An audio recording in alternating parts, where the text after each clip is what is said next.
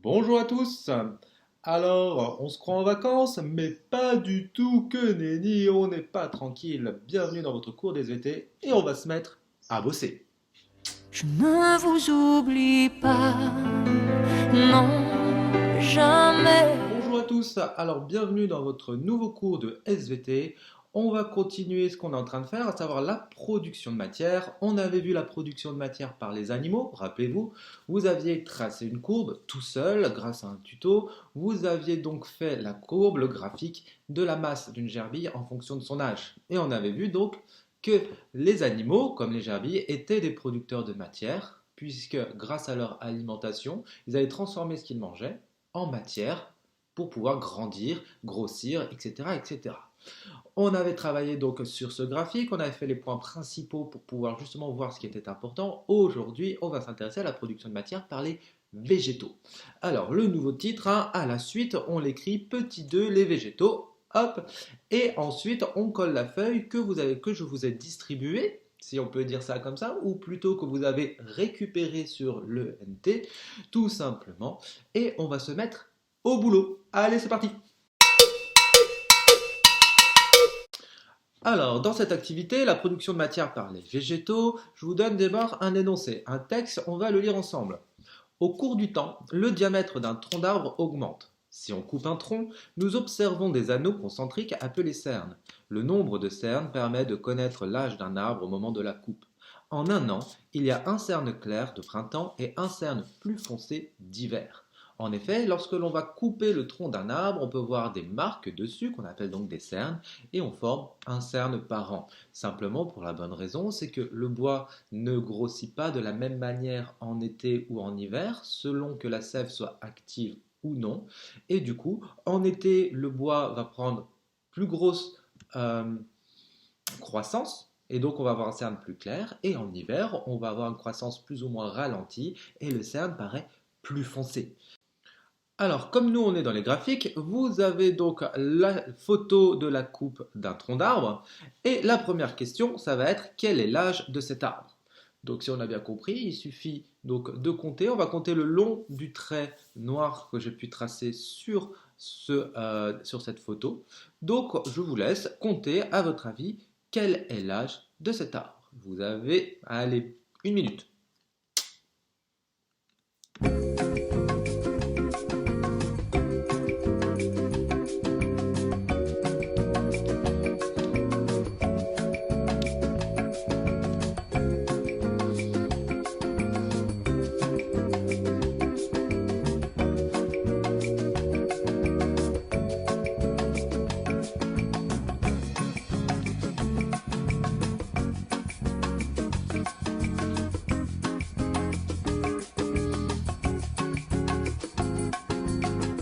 Bien, donc la réponse, c'était cet âge, il a 19 ans. Donc l'arbre a 19 ans. Facile. Le vrai travail va commencer maintenant, parce que vous allez, encore une fois, construire un graphique, mais cette fois-ci, je ne vous donne pas le tableau, il va falloir également le compléter. Question numéro 2. Mesurez le rayon de l'arbre d'année en année et reportez les valeurs dans le tableau suivant. La mesure est faite à la règle, du centre au point de l'année étudiée. Donc il va falloir, avec votre règle, mesurer quel était le diamètre, le rayon de l'arbre chaque année, tout simplement remettre ces valeurs dans votre tableau. Et ensuite, question numéro 3, construire le graphique du rayon de l'arbre en fonction de son âge. Donc là, je ne vous en dis pas plus. Normalement, dans le titre, vous savez ce que vous devez faire. Vous avez le rayon de l'arbre en fonction de son âge. Donc on doit savoir ce qu'on met en horizontal, on doit savoir ce que l'on met en vertical. Si on a des doutes, on regarde la fiche méthode que l'on a remplie la dernière fois. Mais normalement, ça ne devrait pas poser trop de problèmes. D'accord? Donc pas mal de boulot. Dans un premier temps, si vous continuez la vidéo, je vais vous mettre la correction du tableau. Comme ça, vous pourrez vérifier si les chiffres sont bons avant que vous vous lanciez dans le graphique pour savoir si vous avez les bonnes valeurs de manière à ce que votre graphique ne soit pas faux. Ok? Donc si on a bien compris, à l'aide de la photo, on fait les mesures, on complète son tableau, on vérifie la correction des valeurs du tableau et si votre tableau est juste, on se lance dans la construction du graphique. Allez, au travail, c'est parti!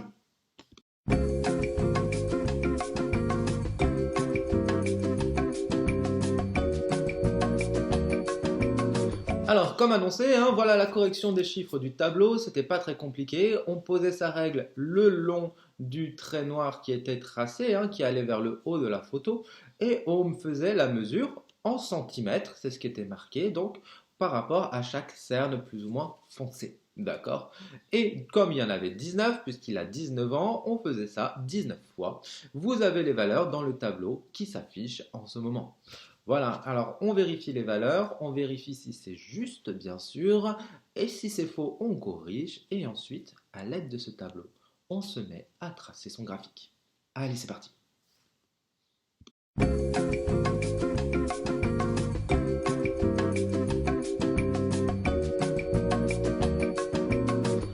Alors, on a tracé son graphique, on a fait attention à tout, je vais vous le projeter, je vais vous le montrer et je vais vous dire à quoi il va falloir bien faire attention. Est-ce que vous avez bien respecté ces règles-là de manière à savoir s'il est parfait?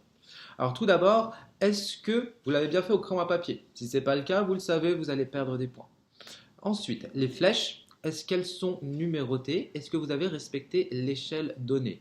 Elle était très facile, 1 cm correspond à 1 cm et 1 cm correspond à 1 an. Donc il fallait me numéroter de 1 en 1 de chaque côté. On ne met pas les valeurs du tableau, on numérote de 1 en 1 sur les deux axes. Et ensuite, on vérifie bien qu'on a mis le nom de l'axe et son unité, rayon en centimètres, âge en années.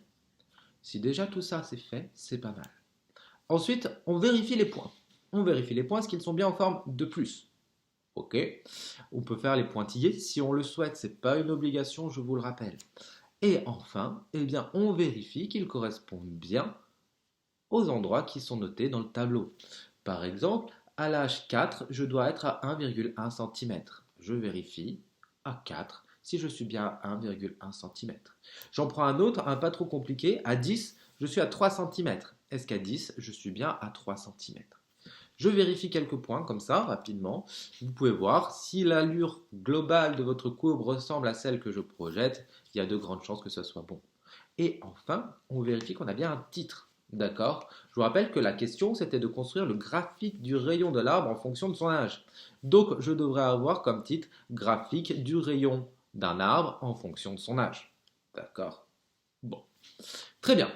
Et quand vous avez construit votre graphique et qu'il est juste, on va passer ensemble à la question numéro 4. Pourquoi le tronc de l'arbre s'épaissit-il d'année en année? Alors, en fait, l'arbre, je vous le rappelle, c'est un être vivant. Et donc, comme tous les êtres vivants, il se nourrit. Il se nourrit comment? Rappelez-le-moi. On en avait parlé, plus ou moins. On en avait parlé avec la germination, tout ça.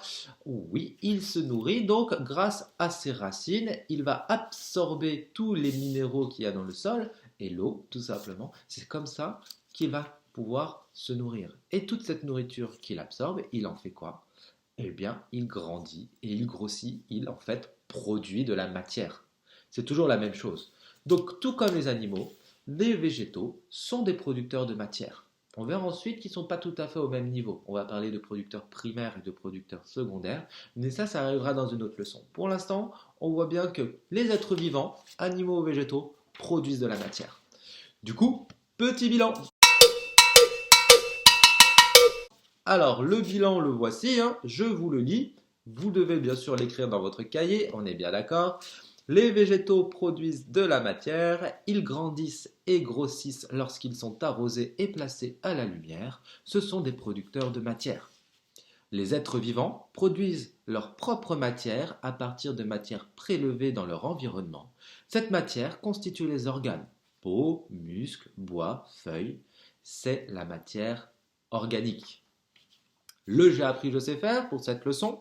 Dans le j'ai appris que les végétaux produisent de la matière, bien sûr, et je sais faire, effectuer des mesures, construire un graphique, le plus important, bien sûr, et trouver l'âge d'un arbre. Ça, c'est un petit peu accessoire, mais après tout, on a appris à le faire, donc pourquoi pas le mettre? Allez. Donc voilà, on en a fini pour aujourd'hui. Ça, c'était la leçon du jour. Je vous préviens, juste que la prochaine fois, on refait un exercice, on termine d'être sûr que tout le monde soit au taquet et au point avec le graphique et que dans 2 séances, donc, pas la prochaine, celle d'après, contrôle. Vous serez évalué sur le graphique.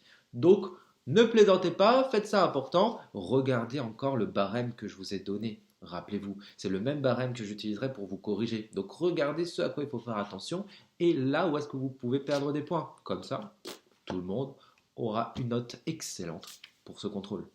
Allez, bon courage, travaillez bien. Ah, c'est fini.